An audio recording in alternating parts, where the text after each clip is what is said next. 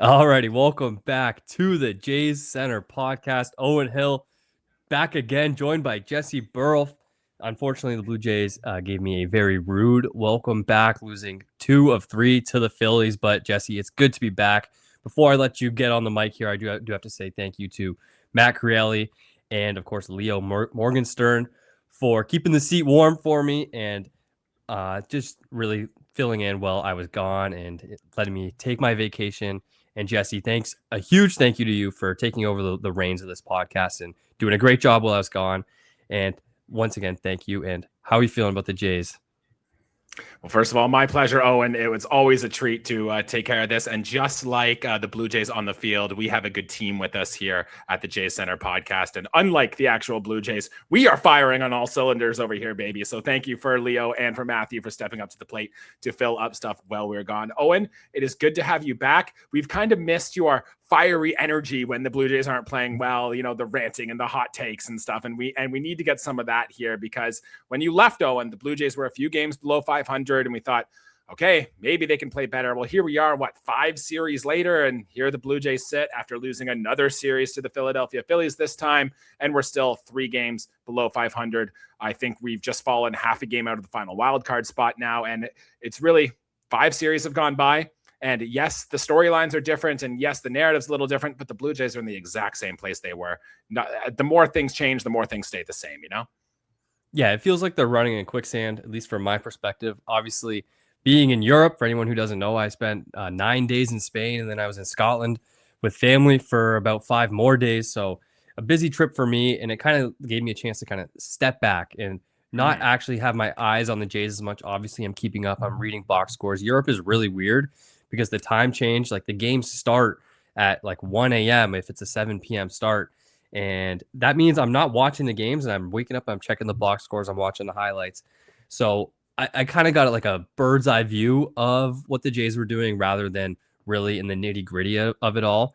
And the frustrating part was I left and they kind of got hot. They got back to 500, and then we're not going to re-dig up old wounds here, but the Jeff Hoffman blow and save, the 4 runs in Baltimore, and then it kind of feels like they've been back to the Jays we've seen all season, where like I think Kevin Gausman said it while I was gone. He said 4 steps forward and 2 steps back, and like that's kind of the whole thing that we've been dealing with this season. Yeah, and Vladimir Guerrero Jr. had 3 home runs when you left for vacation, and here we are. He still has 3 home runs on the season. So there's a lot that has gone into effect with the Toronto Blue Jays here, and there are reasons why they're not playing up to their full potential.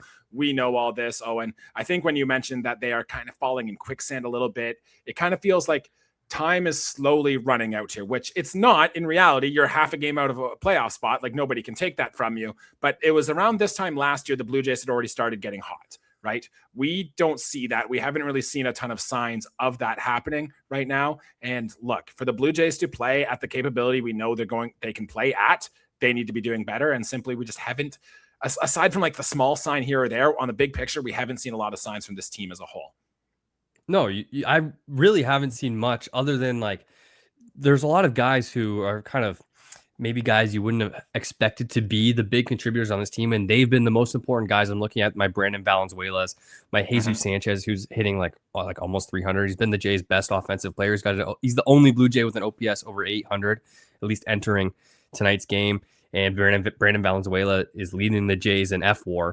The Jays don't have a player in the top 30 in that category, maybe 50 last time I checked. Like, the Jays, it's not like they're lighting up the F4 leaderboards when I talk about that, but still, like, these are the 2 guys that if they were having the seasons they were having, and Vladimir Guerrero Jr. and George Springer and the pitching staff as a whole were kind of performing to the way we expected them to perform, the Jays are in a great spot. They're probably well above 500, but they're not. And they've lost 2 of their last 3 series, and they're still 3 games under 500. And it like Kevin Gausman said, every time you take a step forward, it feels like you take another step back. And I think that's what's becoming really frustrating about this team. Yeah, and then you know, the early season caveat was to blame things on the injuries, right? And I know no one in that locker room is blaming their slow start or their underperformance on all the injuries they've had, but like, yes, this team would have been better if Alejandro Kirk was healthy. Yes, this team would have been better if Addison Barger's on the field. But really, like, even with those and the small bump in production you get from those guys, you know, it's really not that much better. Sure, Cody Ponce is probably better than what Eric Lauer was, and he cost you all those games. And sure, there are probably a few more wins around the margins. But even if everybody was healthy and playing at the level we think they could play at, this team still isn't leaps and bounds up to that level that we thought they could be at. And a lot of it comes from Vladimir Guerrero Jr. A lot of it comes from George Springer not playing up to what they're capable of. And that's really, it's been the story of this series. It's been the story of the last 5 weeks. It's been the story of the whole season so far. And it hasn't changed here. Yeah, man. Like Alejandro Kirk being in the lineup every day and Addison Barger being in the lineup every day and Cody Ponce's injury and Shane Bieber being around the whole season. Like that's not going to help Vladimir Guerrero Jr. hit more than 3 home runs. It's not going to bring George Springer's weighted runs per plus above 80, where it's at right now. And these are the guys that are getting the most at bats. Like they're hitting 1 and 2 in the order in at least the finale of the series, and they've been 1 and 3 for the majority of the season. Like I guess we can talk about Vlad hitting leadoff in the second game of the series, like which is weird. Like I don't know, like kind of a slap in the face to him from John Schneider, if you ask me a little bit. Like that's kind of. I don't know. I kind of have thoughts there. Maybe we can dig into that now if you want, like if you're kind of good on the whole overview of the team, like in general. But I think everybody who has been keeping up with this team knows like the division race is over. It's about being in a wild card spot after game 162. And luckily there's a long runway to go from there, and the rest of the American League is frankly terrible. So like you'll probably be okay. Like the playoff odds have not really tanked. Like they're still in the mid 40s. So you're going to be fine and you're getting healthier. Like I think as a whole, the Jays, like I still like them to make a playoff spot. Yep. I'm not sure I'm seeing much ceiling of this team unless it's the guys up top. It's Vlad and George. And if they start to turn it on, then we can start having conversations. But until then, it's going to be more of these every week. Yeah, and that's your saving. If you're an optimist, that's your saving grace right now, is that you're looking at, well, the teams they're competing with right now are the Texas Rangers, the Sacramento Vegas Athletics. You know, like the Jays' true talent are better than both of those teams. And until one of them really goes away with it, you are still one hot streak away from getting in there and securing your spot, which is what we're hoping for as Blue Jays fans, that can happen. I'm glad to know, Owen, that after, 5 series away and whatnot, the overview of the team, like you're still locked on. Nothing's changed. You didn't really miss. You missed the minor details here and there. The vibes are the same. The feeling is the same. And I'm glad that even after, well, I'm not glad, but even after your time away, you can pick up on that and whatnot. I do have lots of thoughts on Vlad hitting leadoff and Ernie Clement hitting third, for what that's worth, in this shakeup on that game Tuesday. We're burying the lead if that's what we want to start with, but I do have thoughts on that if you do want to dive in. No, well, I'm curious what you think the lead is of this series. Like, is it the Max Scherzer stuff and like him being more than cooked? Like, congratulations on the big milestone, 3,500 strikeouts. That's unreal. Probably the last pitcher we'll ever see do that. But dude, like if that was the last time you started for my Blue Jays, I would probably be okay with that. Like, is it the Jesús Sánchez stuff and the Brandon Valenzuela stuff where like both of these guys have kind of become key cogs in this lineup? And is that really a good thing is kind of the question I'd ask about that. Like, what do you think is the lead here? There's so much going on, but like, we've kind of been negative on this team for the first segment here. Let's talk some positives. And I think the lead of this series is what Dylan Cease did in his return from these IL in game 2, which I know we're not really going chronological here, but if there was one moment in this series that made me go, oh, wow, it's what Dylan Cease did in his start back here with the Blue Jays. I will say, too, the facial hair is coming back a little bit. Maybe after trimming everything, after going to the IL is exactly what he needed to do, because now he's up here and he is shoving. I know you have some stats in there, Owen, and I do too, but absolute phenomenal stuff from Dylan Cease. And it's a shame he didn't like get the win, but I mean, pitcher wins don't really matter, I guess. But like, if the Blue Jays almost found a way to lose that game, for what it's worth, wasting what would have been a really good start, but thanks to some heroics in the 9th, they got to there. But yeah, Dylan Cease's performance, hit me with some of the numbers you have there. Well, they tried their best to lose that baseball game. Yes, but that's what I was trying to get at. Yeah. Unfortunately, Johan Duran just absolutely, well, he didn't do much, but they babbipped him to death in the 9th inning. But Dylan Cease, you're right, was unbelievable. He's fun to watch. Like that was the first baseball game I got to watch back. And I was like, oh no, like Dylan Cease off the aisle, missed some time, wasn't really great in his rehab start, not sure what we're going to get here. And he's nothing but 6 innings, just 3 hits, 1 earned run, came in the first inning on a broken bat double. And then a real double. So kind of BABIP there himself. And the biggest numbers here is like the 11 strikeouts to just 1 walk. And I will say that 1 walk was to Bryce Harper, with, I believe, 2 outs in the 5th inning or 6th inning. And like, he was clearly working around him to get a better matchup. And like, Dylan Cease knew where all his shit was going in that start, and he was masterful with it. And I kind of buried the lead myself there because it was 29 whiffs on 50 swings. And in my notes, I wrote LOL beside it, which is basically Owen code for like, are you serious? Like, I can't believe that happened. It was the second highest whiff percentage of any starter in baseball this year, second only to Jacob Mizorowski. That guy's pretty good. I'm not sure if you've heard of him. And it was only by like 0.1% that he was behind. And it was the most whiffs that any Blue Jay pitcher has ever racked up in a single start in the pitch tracking era. So I believe that's since 2008. So pretty nasty stuff from Cease. What did you see like that you liked that he was doing? What was the difference here? Because we've had some negative conversations after a lot of Cease starts, and this one we can't do any of that. Yeah, I also want to add with that whiff number, it was the most we've seen in Major League Baseball, period, full stop, since I think Tariq Skubal last May. So that's the type of level of dominance and nastiness that Dylan Cease had in his start here. The big thing for me here, Owen, was that changeup. And I wonder if it's one of two things. One, the time away. Maybe he got to work on a little bit. Maybe he got to get like in the lab per se and really work on that changeup, because Dylan Cease has been working on a changeup for what feels like forever, right? But we finally saw it a little bit here. And I wonder too, if the Phillies, who's, you know, their best hitters, Bryce Harper, Kyle Schwarber, one of the Stott guys, one of them's left-handed between him and Brandon Marsh. Maybe they're both left-handed. I don't remember. Are left-handed, and they work on, and the changeup is a very good weapon for them. And I found that Dylan Cease had been using that pitch significantly to really get some good results here. I believe, 8 of the 9 whiffs, 8 of the 9 swings, he got on that changeup resulted in whiffs, which is unbelievable for a guy who's it's your 5th best pitch that you throw. So the fact that Dylan Cease was able to work on that and add that to his weaponry is phenomenal. And I dare say this might be the step it takes to make him take another step further in his pitching game. Yeah, metrically, it's not sexy. Like, it does not have a good like stuff plus or whatever, but I think he tunnels it really, really well, because I like the way he gets swings on it. And you mentioned it with the 8 of 9 swings he gets whiffs on. Guys just do not pick it up, or they're not looking for it. It's just not in their minds, and they don't see it. And he gets some really funky swings. And like, what I really liked about what he was using, or how he was using the changeup, was like the percentage he used it through the order. So the first time through the order, he only used it 5% of the time. And then the second time through, he used it 22% of the time. That's only 2% less than his slider. Like the second time through the order, like it's a legit third pitch that he's mixing in just as often. And the third time through the order, and he didn't get all the way through. So it's like mostly against the lefties. 29% of the time, it was his most used pitch the third time through the order. Like, isn't that like, he's really relying on that pitch. I really kind of liked the way he was using it. And I was impressed at how comfortable he felt with it. Changeup's a bit of a field pitch. It kind of comes in and out, and it's something that takes a long time to master. So like, we'll see if that's a thing that he can carry over start to start, and if this is a new permanent change. But like, that was impressive stuff from Cease, and really encouraging if that is something he can continue going forward.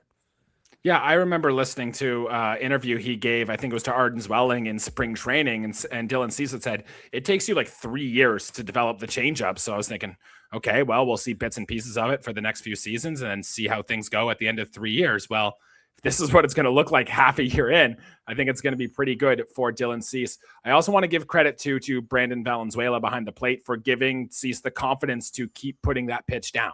Like, to keep calling for that pitch, to have faith in his pitcher that I believe in you, that this is the best pitch that you can use to get results right now. And the fact that he was able to get out and get those results too is also phenomenal. So hats off to you, Dylan Cease, far and away the best Blue Jays player in this series. And you absolutely love to see it. Yeah, tell me if I'm wrong, but I think Cease is one of those guys that's kind of like, he'll shake every now and then, but he's kind of like, whatever the catcher puts down, that's what he's throwing. And like, shout out to Brandon Valenzuela. You're right for calling those pitches. Like, am I wrong about that? Like, I think he's one of those guys you don't see him shake.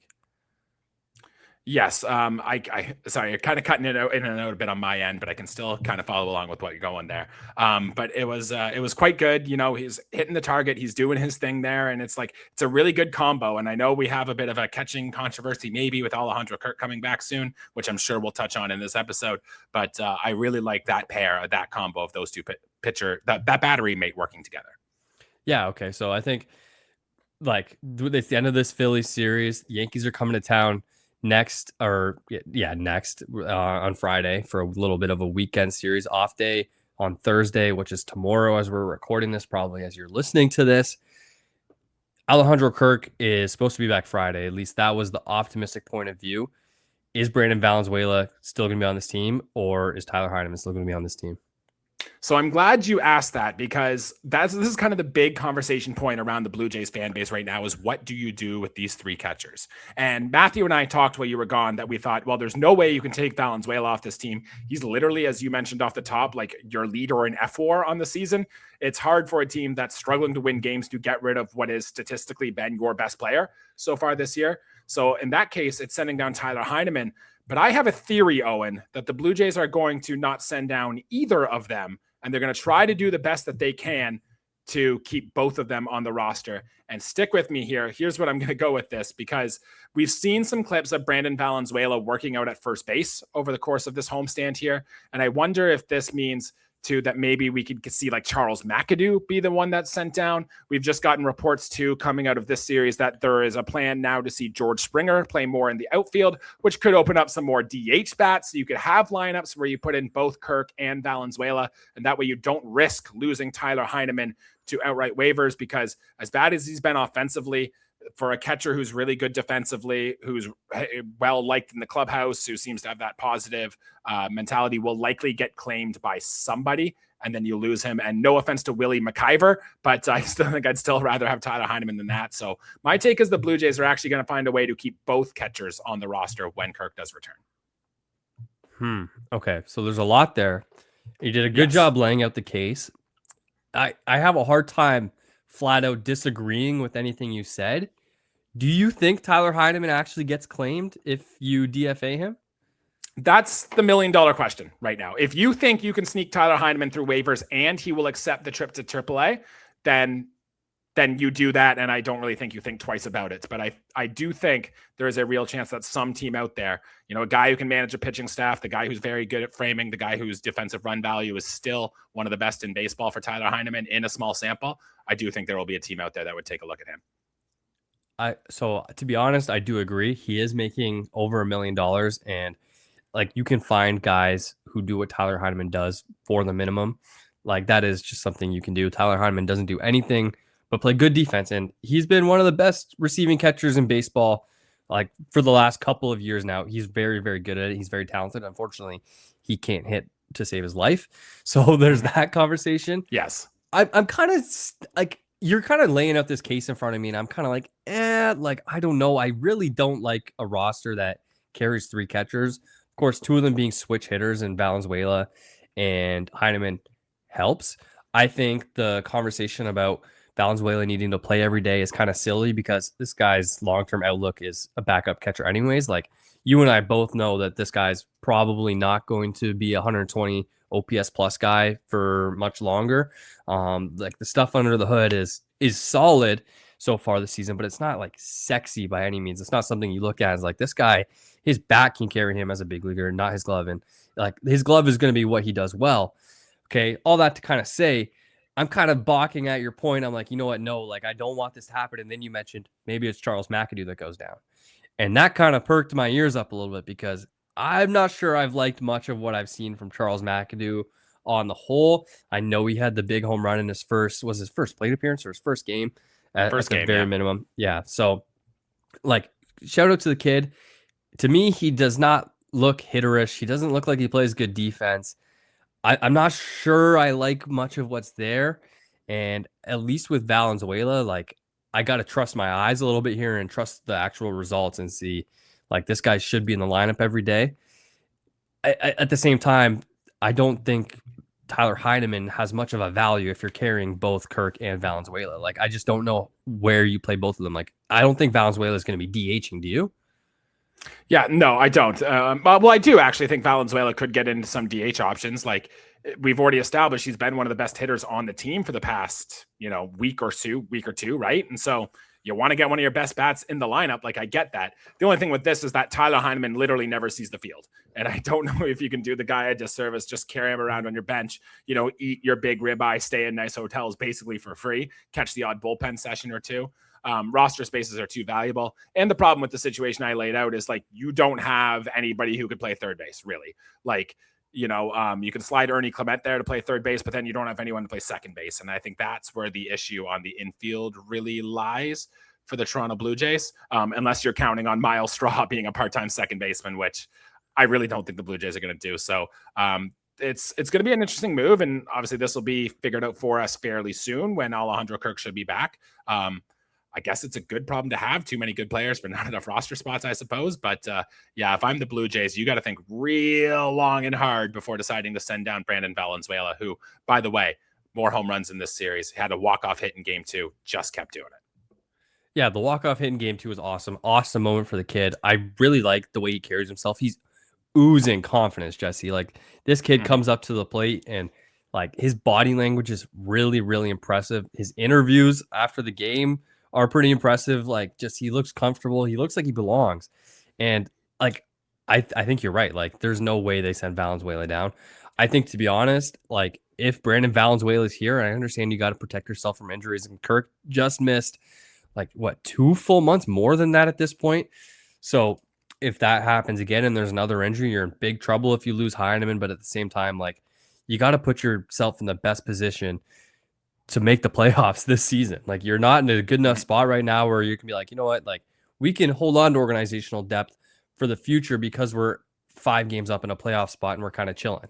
Like, no, like, you're fighting for your lives in this race right now. Like, you lose 5 straight games, like, you don't bury yourself. You're not done for the year. But like, if the Blue Jays get swept by the Yankees this weekend, they are going to be like 6 games under 500. And that's a really tough spot to be in with the trade deadline coming up soon. And I don't know, Jesse, like, I think you just have to put your best possible 26 out there or on the big league roster, I guess. And I think that is Brandon Valenzuela and Alejandro Kirk. And unfortunately for Tyler Heineman, great guy from everything I've heard. I've never heard a bad thing about him, but yeah, I don't know. I think thank you for your service is kind of what I'm ready to say. Yeah, and I agree with you. And like, look, we've seen the Blue Jays already make a similar decision to this earlier this year when Addison Barger came back for his 1 game. It was Yohendrick Pinongo, who had been hitting very well, be the guy to go. Same thing, which happened on the pitching side in this series. The Blue Jays were bringing back some relievers. Adam Macko has pitched well.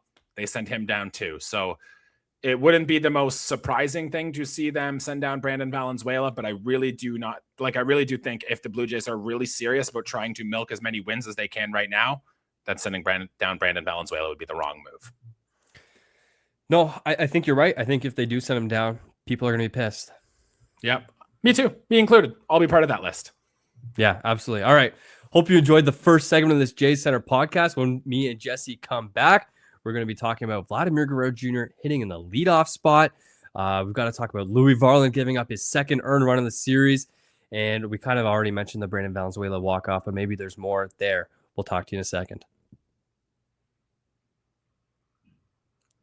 All righty. Welcome back to the Jays Center podcast. Jesse, what are your thoughts on Vladimir Guerrero Jr. hitting leadoff? Because I saw that lineup card come out on Tuesday in the afternoon. I just got home off my flight, and I got the notification, and I saw V. Guerrero Jr. in the first spot in that lineup, and I can't lie, I cackled to myself. It was hilarious. I could not believe that I actually saw that. Like, I think I mentioned that to you in jest on a podcast. Like, if Vlad wants to be a slap hitter, hit him lead off. Like, one of my dumb little takes like that, and God, they actually did it. Look at that, Owen Hill. You're doing some foreshadowing for John Schneider in the Blue Jays lineup there. I remember the first time Vladdy hit leadoff. It was at the end of the 2024 season, and he was 1 hit away from 200, and they hit him leadoff in that game against the Marlins, and he went 0 for 2 with a strikeout and 2 walks and didn't quite get hit number 200 on the season. But for this one, my first actual take was, wow, Ernie Clements hitting 3rd. And then I looked up and saw, oh, yeah, Vladimir Guerrero Jr. leading off. it's interesting. John Schneider tried to play this off as like, well, Kyle Schwarber is hitting leadoff for the other team. He's a big power hitter. Like, come on, Vladdy. Like, he's trying to challenge him a little bit. Like, go be better than that guy. Go out and do your thing. And my thought process is, well, when you look at Vladdy's batted ball profile right now, not a lot of home runs, really good at getting on base. Hell, he's second on the team in stolen bases right now. That kind of feels like a leadoff hitter right now. So I thought it was okay. In reality, I thought maybe this was his move to try to get him to be more selective, to try to get him to see more pitches. Because one of the problems with Vladdy has been he's been swinging too much and making contact too much at pitches out of the zone. So I thought maybe moving into the leadoff spot might be an attempt to get Vladdy's head right to do just that. Didn't look at the stats, but from watching the games on TV and the eye test, it doesn't look like that changed anything at all. So, hey, it's worth a shot. I remember the Blue Jays moved Jose Bautista to the leadoff spot, I think in like the 2016, 2017 season. They had a big run with him there. So it's only a bad idea if it doesn't work. And, well, they tried it for a game, but so far it's interesting. More to be seen, I suppose. What are your thoughts? In all seriousness, and I'm kind of like, out of the two of us, I would say I'm like the lineup construction guy. I actually kind of believe in it a little bit. I really don't have thoughts. I can't care until Vlad has more than 3 home runs. Like he's got a 108 weighted runs created plus. He's been Jesse, dude. He's been so bad recently. Like on my trip, he hasn't done anything. You mentioned, like, I went away, he had 3 homers. I came back, he had 3 homers. I was gone for like 3 weeks. Like I can't believe, like, it's June 10th and he hasn't hit a homer at home. Like, he's got 3 home runs. We're halfway through the season. Like, I don't even know what to say. It's like, I can't care about it. And that's the issue. Like, would you want to see him hit leadoff again? I guess. Like, I wouldn't mind it. I don't care. Like, do it.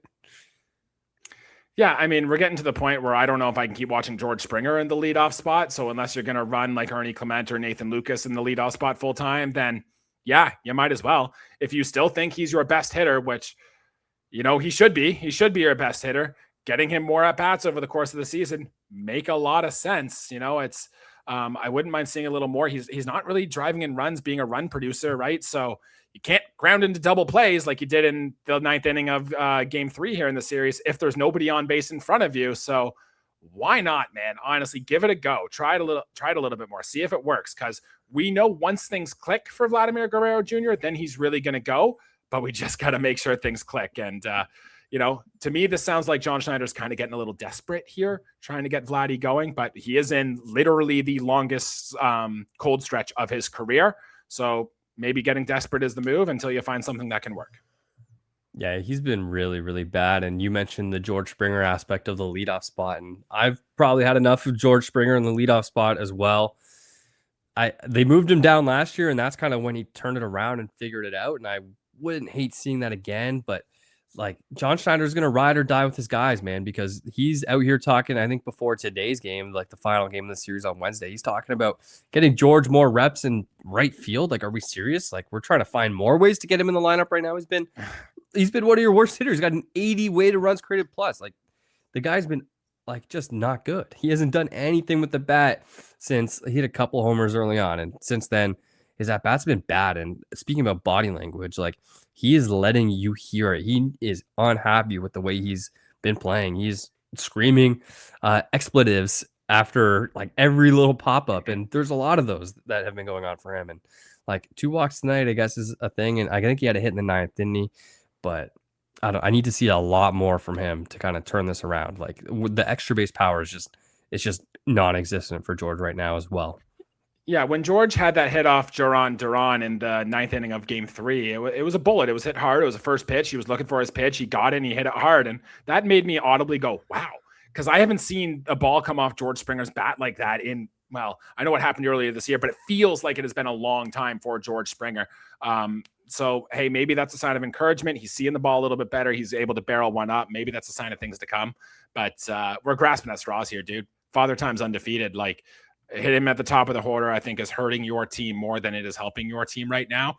And look, there's proof of concept. They've moved him down before. They can do it again. Let him hit 6th or something, put him in between a pocket of lefties, like in between like Varsho and Jesús Sánchez or Pinongo, and just let him sit there. Maybe he gets more look at some left-handed pitchers and he can get going again. Because I was going to say, like Vlad, we know the talent's in there.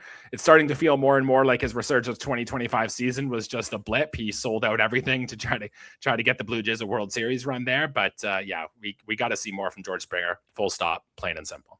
Yeah, George sold his soul for 2025, and thank you, George, forever, because he was their best hitter last year. I was going to say player, but like maybe he was like, and I think we're going to do a little bit of all-star conversation in the second half of this episode here, but George Springer was not an all-star last year, which was an absolute travesty. So all that to kind of say, he wasn't an all-star last year, and like the second half of the season, he had like a weighted runs created plus, it was like 210 or something stupid like that. It was ridiculous. And I think hopefully that's what we're in store for going forward. But I think you kind of hit the nail on the head there, dude. Like it can't be any more George Springer. He's got to be down in the order. Like let Vlad lead off. Let Ernie Clement lead off. And I think that's kind of like the segue. I mentioned the all-star conversation. Is Ernie Clement, you're filling out your all-star ballot over the last couple of days and in the coming weeks. Is Ernie Clement the name you're putting for second base in the American League? I would almost say without a doubt. I guess there is some doubt, but like we had an article go up on J Center today about literally making Ernie Clement an all-star. I got a piece hitting the website tomorrow about some of the changes Ernie Clement has made to his game, about how he can approach the league lead in hits this year. So go to jcenter.com to check out all those articles. But Owen, like, he's got to be the leader in the clubhouse right now. Like he's leading the American League in doubles right now. He's hitting over 300. We've seen the power really come up. I think since the middle of May, he's got 6 of his 7 home runs. It's been fantastic. Me as a baseball stat nerd, Owen, he had 3 sac flies in game 3 today. And out of curiosity, the first thing I had to do was go look that up. Who has done that? Is this a Blue Jays record? And in fact, it ties George Bell for the most sac flies in a game in Blue Jays history, who also had 3 in August of 1990. So Ernie Clement, man, doing it all. He's hitting for power. Vibes are high. He's just pulling that ball in the air down the right field line. And even his single late in that game was just a little one off the glove of Trey Turner, found a way to get in there. He's just a hit machine, dude. And the other cases around the American League are what? Travis Bazzana, Jazz Chisholm, Angel Martinez, I believe it is. Like, there's not really a ton of sexy options at second base. And Ernie Clement is making a real case to be this second baseman at the All-Star game this September. Or this we know July. We know he's a really popular guy. I would love to see it. I think I'm really interested to see when that first like update comes out. They release like the leaders right now in All-Star voting at each position. MLB always releases it like, I don't know. They should be due for one soon. And I'll be interested to see who's leading at second base in the American League because it's a weak position. I think that kind of might help him out. And I would love to see Ernie Clement as an all-star starter representing the Blue Jays. I think like we saw Santiago Espinal as one. Was that 2021 or 2022 when that happened? And like that was kind of a weird little fluky thing that happened. And to see a guy like Ernie Clement kind of have this season, a guy that was let go by the Athletics and by the Guardians, and like 2 of the cheapest teams in baseball who are just always desperate for cheap talent that you don't have to pay. And they let Ernie Clement go, and to see him kind of do what he's done as a Blue Jay in 2025 and then now carrying it into 2026 and becoming like an actual cornerstone of what this team is and what they try to do and how they win baseball games is honestly inspiring stuff. And to see him get rewarded with an all-star appearance would be awesome. Like, go vote Ernie Clement. If you're not going to vote for anyone else, vote for him. Yeah, just an awesome guy, awesome story, and so easy to root for. Yeah, I mean, Blue Jays fans of a certain age will remember when we voted in Steve Delabar with the Raise the Bar campaign. I believe that was in the early 2010s when we got him to the All-Star game. And look, Ernie Clement, too, like not only is he a fan favorite, he was represented to play second base for Team USA at the World Baseball Classic. Like, let's not forget that. Like, the owners and the coaches around the league, they know what Ernie Clement can do. They respect his game, and it's only fitting that All-Star tab comes with it. If he's not voted in by the fans or he's the starter, I think I'm saying with quite confidence he does get in there on the ballot somehow. The real question here, Owen, is do any other Blue Jays join Ernie Clement on that ballot? Louis Varland will be an all-star. Like he gave up his second earned run of his season, so very disappointing outing.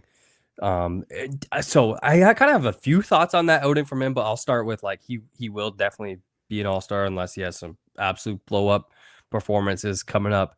in the next few weeks here, knock on wood. Hopefully we can avoid that from Varland, because he's been a very, probably the brightest spot of this team so far. And I kind of want to talk about that ninth inning. Did you hate as much as I did that you saw him in the ninth inning not in a save situation with Tyler Rogers? And this is the key part, with Tyler Rogers in the bullpen still. I much would have rather see Rogers there, to be honest with you. I mean, in hindsight, probably. But you know what? Louis Varland's your best reliever. He's been your best reliever. You know, a tie game in the ninth is almost as close as you can get to leverage situations. I think I'd like to ride or die with one of my best relievers in the game. Look, you knew Louis Varland wasn't going to run a 0.27 ERA forever. You knew eventually he was going to give up a run. In fact, you know, the leadoff walk is what really hurt him, and then he came around on a hit. But, you know, you knew it wasn't going to be forever. And in fact, the Blue Jays came back in the bottom of the ninth does help ease that pain a little bit. You know, both of them would have been good options. Tyler Rogers could have easily came in and allowed a few hits too, and then we're all saying the same thing. Hey, maybe you should have used Louis Varland in that case, right? So I get it. I get the frustration there. Louis Varland, I don't think actually pitched bad, so there's that too. But I wasn't really upset about seeing him in the game at that moment. Yeah, well, the leadoff walk was bad. It's ugly. Like you can't start a ninth inning with a walk. It's just not something like you should 4-pitch do. walk at that too. Yeah, like he kind of came in maybe not fully locked in. I don't know. I'm not here to talk about pitcher mindsets. I have no idea. And I'm also not the type of guy to like rehash manager bullpen decisions, especially John Schneider, who historically has been pretty good. Obviously, every manager has some really questionable and some bad ones maybe, but I don't really have many problems with what Schneider does with his bullpen. And I'm never going to be like, you used your best reliever. That's not good. Like, I think it is good, but I don't know. I would have liked to see Varland saved for a potential extra inning. And like, it mostly comes from the fact that he's pitched so much. And like, I am worried about how often he goes a second inning and does up downs and has to like get out of a jam in the eighth and then pitch the ninth, and how just purely often they use him. He's obviously not leading the league in appearances. That's foolhardy. But I think, I don't know. I think it was not a place you needed to use him because you had Rogers, and Rogers is the guy that's supposed to be the rubber arm. And like you paid him for the situations like that. And I kind of would have liked to see John trust him more. Yeah, the real question is then, are you worried about overusage? But I think if there is any chance you can like kind of limit Louis Varland's innings a little bit, I don't think that was the situation to do so. So you can probably find those games where it's like you're down by one late or something, maybe not use Varland there, which we've seen John Schneider use in a handful of times early this season. Maybe those times when Louis Varland would have been stretched out to 2 innings, maybe you could limit those a little bit. But yeah, I think there are different times. I didn't really have too much issues with that. Speaking of Tyler Rogers, Owen, I just want to make a point about that play he made in the game today, scooping the ball to first base. Very minor, didn't really have an effect on whether or not the Jays won or lost that game. But as a guy who likes cool baseball plays, that was a damn cool baseball play on Tyler Rogers. So I wanted to mention that as well. Yeah, that was a fun one. That's one you're going to be seeing on the what is it, the Sportsnet top 50 plays of the month or whatever. Mm-hmm. Yeah, that one. I think that one will be pretty high up on the list. That one was cool. It was flashy. I liked it.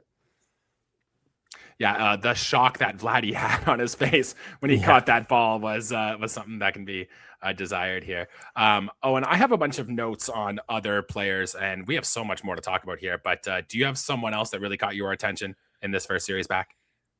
Well, a lot of guys caught my attention because I hadn't had my eyes on baseball in a while. I think if we want to like kind of bring this a little bit more positive, I think Jesús Sánchez is kind of the guy to do it with. And I kind of love the performance he showed up against Zack Wheeler. And Zack Wheeler, one of the best pitchers in baseball kind of for a long time now.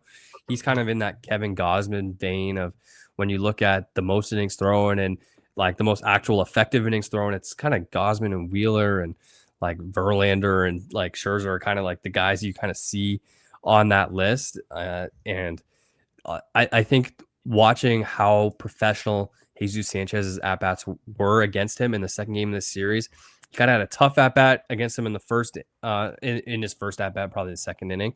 And like Wheeler attacked him up with cutters and he beat him and he got him out. But then Jesús Sánchez comes up in his next couple of plate appearances, and what does he do? He hits pitches up in the zone and does damage on them. He hit a double and a homer off Wheeler, I believe, and picked up another hit later in the game. Ended up just a triple side of the cycle, and just a pretty impressive performance against a good hitter. And it's cool to see the guy that you brought in to mash righties actually mash righties. Yep. Yeah, and that's the main takeaway too. Now, if you look at Jesús Sánchez overall regular season stat line, it looks pretty similar to what you kind of expected Jesús Sánchez to be. League average OPS this year is like 704, and he's the only Blue Jay who's got one over 800. Like, that's good. You got an above average offensive player. His path to getting there was incredibly strange, but, you know, great at bats against a tough righty. As you all mentioned against Zack Wheeler, I saw all the same things you did, and it's good to see that he's getting rewarded with it. Yeah, he's a regular in there all the time. Love to see it. Well, he shouldn't be a regular. Against lefties, he's hitting 174. Against righties, 313. So I will say that's like the splits are still ugly. Like I was like, maybe he is like an everyday option. I don't know. I still don't think he's there. But like it has been better, I think, is kind of the way to say it. And you and I were both kind of frustrated with his early season approach where he kind of turned into a slap hitter and the bat speed kind of cratered. But I think he's kind of stuck to the process and kind of made him he's kind of fixed his approach a little bit. And all of a sudden he's kind of tapping back into the power a little bit. And it's kind of very, very intriguing. And I think like ultimately he's going to be a strong side of the platoon bat, I think. But what he's done is kind of legit. And it's the same idea with Brandon Valenzuela. At some point I have to trust my eyes. And it's the same conversation with Vlad and George Springer. Like I have to trust my eyes at some point and like really look and be like, who's been good and who's been bad. And he's in the column of good. And there are not a ton of Jays hitters who are in that column alongside him. So while he's there, I think we got to give him some credit. Yep, I agree. I had a lot of the same notes. I still think Jesús Sánchez is one of the sexiest swings on the team. Like when he connects, it like visually just looks so appealing.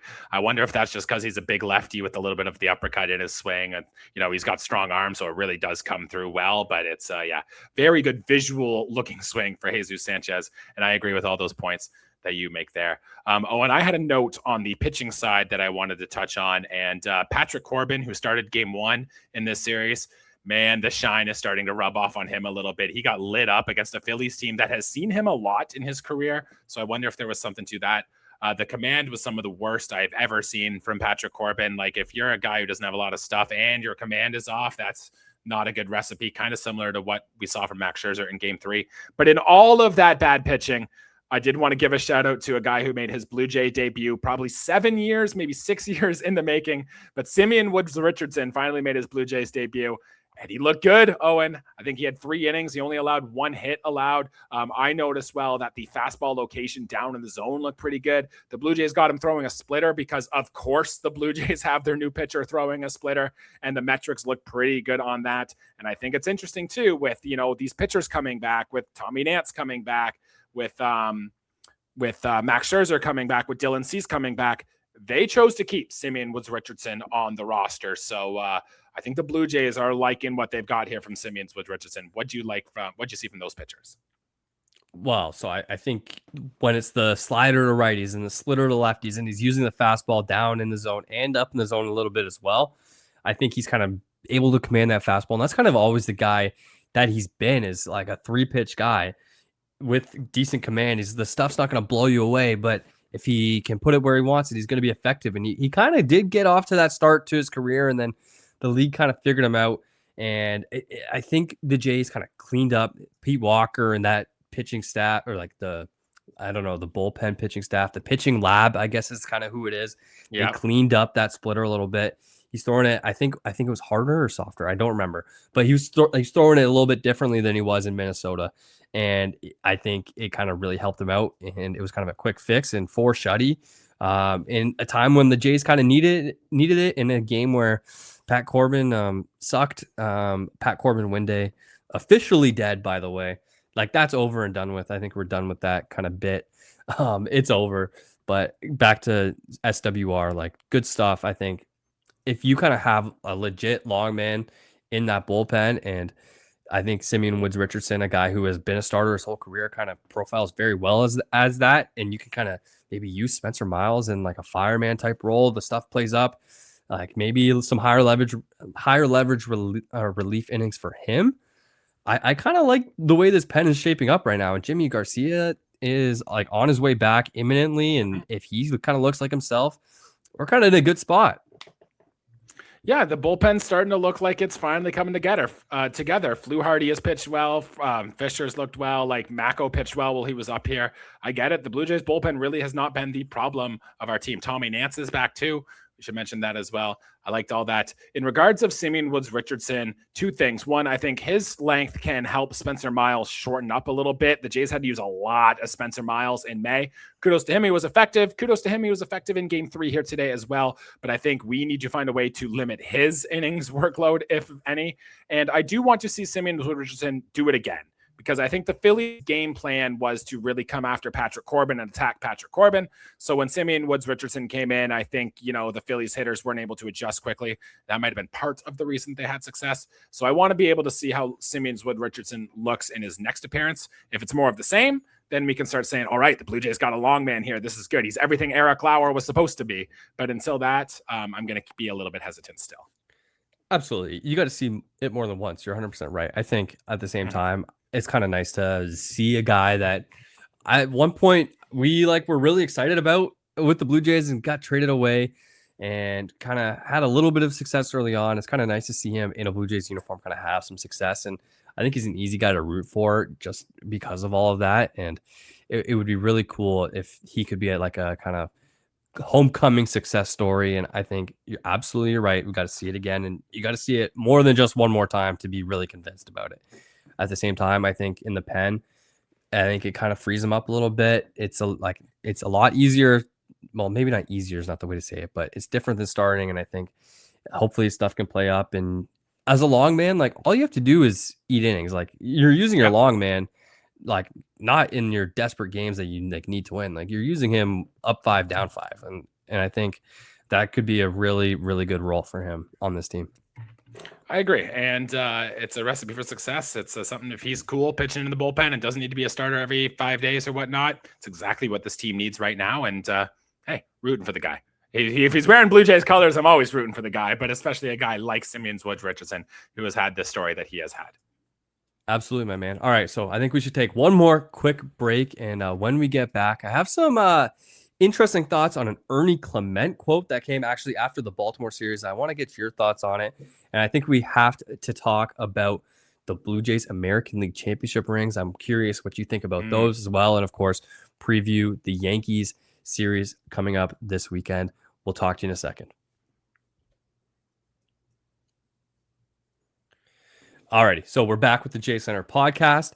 And Jesse, after the Baltimore series, and this is a series I didn't get to talk about with you. Obviously, it was Matt, and you guys did a great podcast after and broke it down. But there was one thing that didn't get talked about that I was really, really curious about and interested in, and it was the fact that Ernie Clement said, once we kind of figure out who we are as a team, firmly figure out our team identity, I think this team has a chance to be better than last year.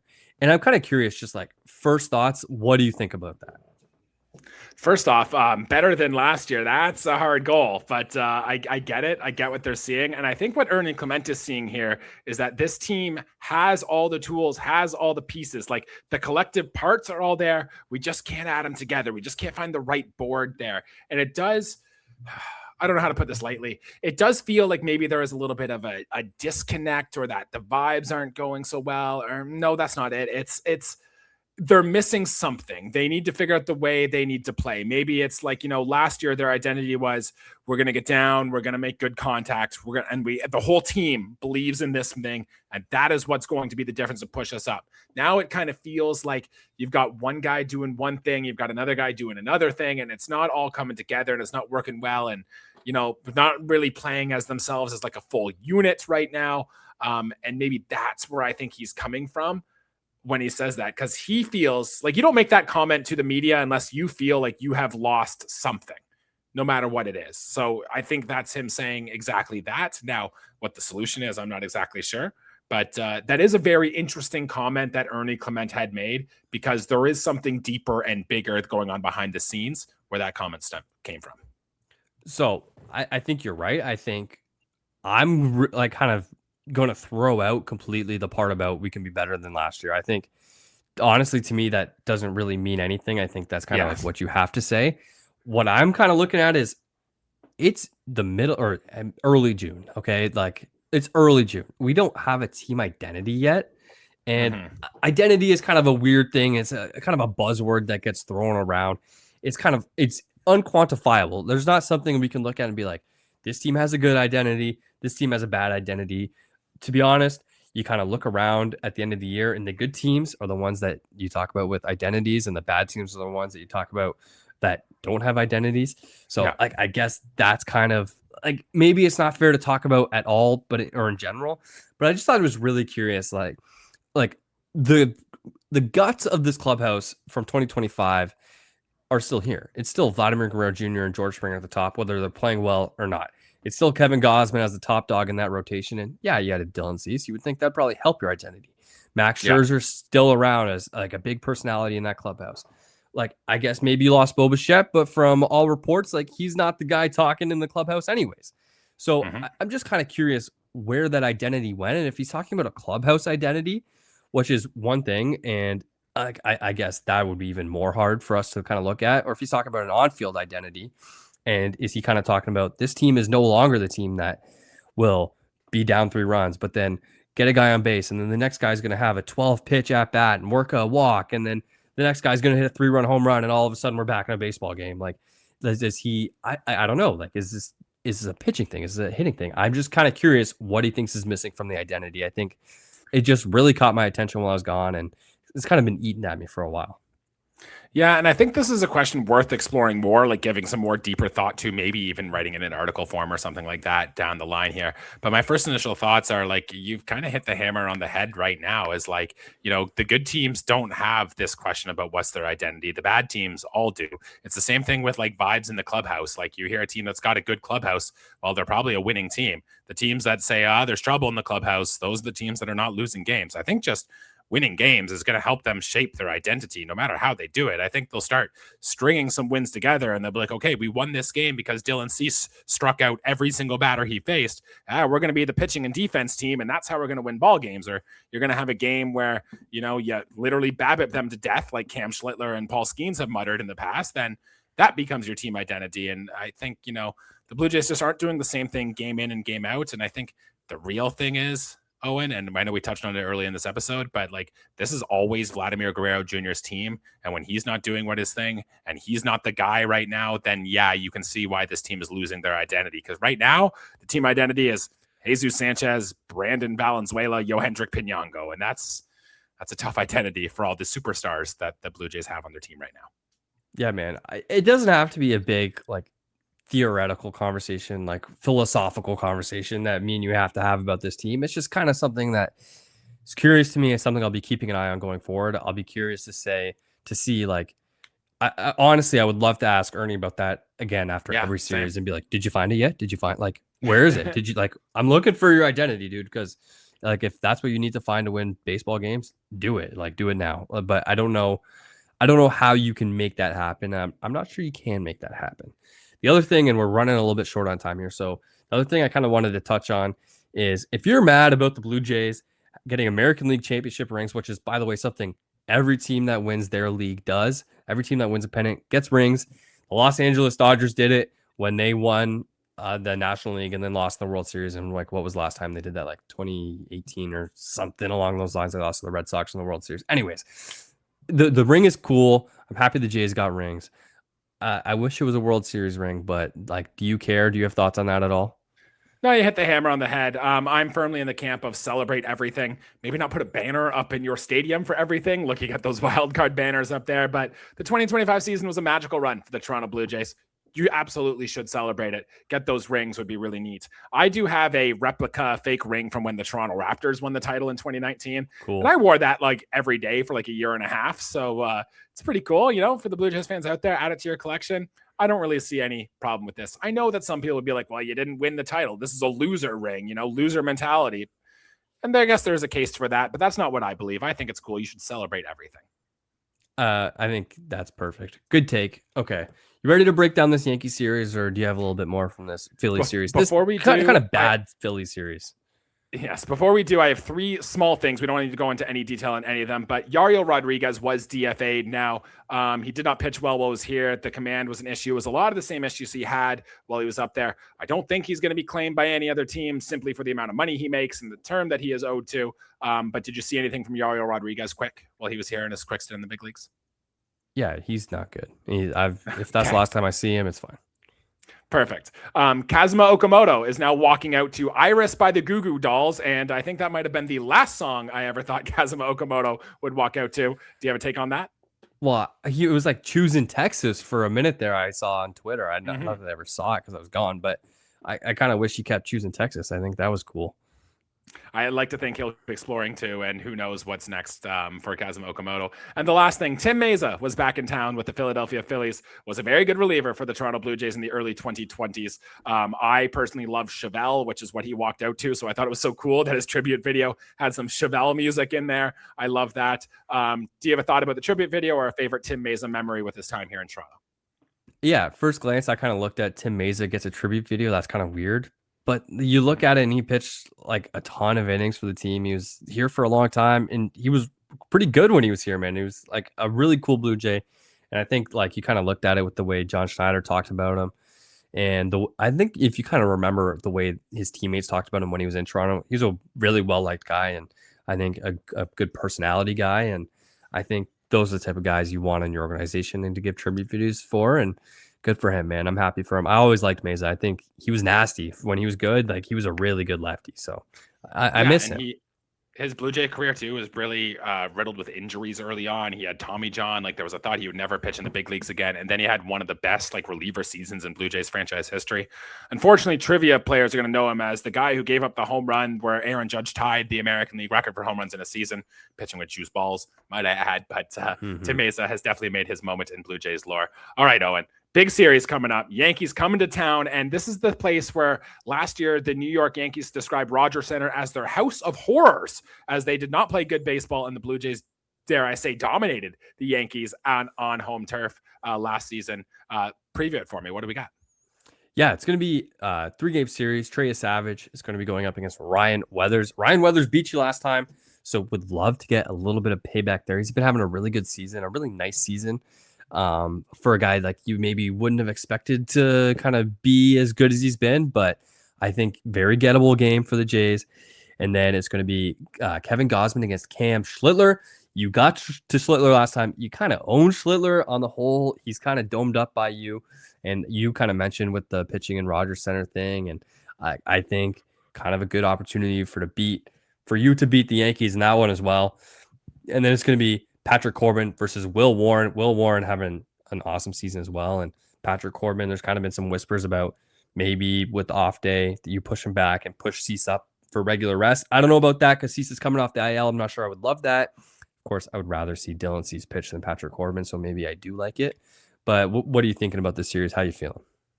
Yeah, I wonder if getting Patrick Corbin the start there in the finale is just without Aaron Judge. The Yankees are very left-handed heavy, so maybe they wanted to throw more lefties that they could at him. I do like the idea of bumping Trey Savage to face the Yankees at home. Historically, that has gone very well for the Toronto Blue Jays, and Trey Savage too is quietly due for a good start, so he kind of needs it. So I like this spot as a get right things. I will say too, Ryan Weathers, for as good as he's been on the season, has been hit around a little bit lately too. So there is that. I do want to say, look, this is a team that if the Blue Jays can find a way to sweep them like they did last year, they get back to 500.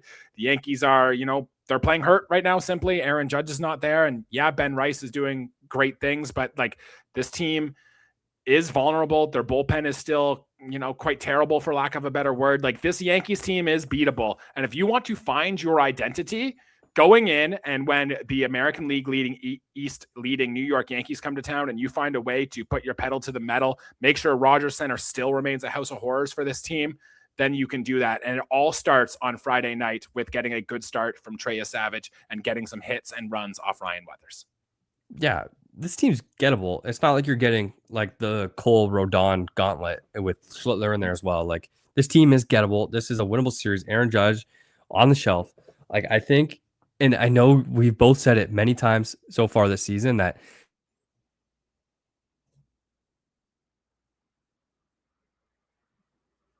see it happen. Yeah, and like, look, this like I don't really have much else to add other than that. But yeah, the Blue Jays absolutely do need to get things going here. I will say too, off day Thursday, off day Monday. So load the bullpen. If Patrick Corbin doesn't have it, throw them all. Throw Woods Richardson, throw Spencer Miles, even though I mentioned earlier in the season, got to find a way to limit their innings. But this is basically, I don't want to say a playoff series because there's still a lot of baseball left, but with the off days bookending this 3-game series, you can do the little more small things. You don't have to worry about tomorrow as much than you do just trying to do what you can to win the series. If John Schneider and company are good, then they should take advantage of those off days and do what they can to find a way to win this series. Yeah, you've lost 2 of your last 3. You really don't want to lose 3 of your last 4. And I think that's kind of the way to wrap up this episode. I think it's been a good episode of the Jays Center podcast. I'm really glad to be back. Jesse, I missed not only talking Blue Jays, but I missed you, my man. And it's been good to see you again. And I've been having a lot of fun breaking down this conversation. I think kind of the wrapping message I want to leave this episode with is this series would have been fine. It would have been fine to lose 2 or 3 to the Phillies and kind of play in 3 competitive games if you're above 500, but you're not. And I think that's the unfortunate part. So I think with that, we're going to wrap up this episode of the Jays Center podcast. Thank you for listening, for checking out this episode. I really hope you enjoyed. If you did, please leave us 5 stars, leave us a comment, comment, subscribe, do all that good stuff. And Jesse, thank you for joining me on this episode. Yes, thank you. I believe I disconnected there for a second. So glad to be back here. And yeah, go Blue Jays. We'll be in touch again here soon. Absolutely. We'll talk soon.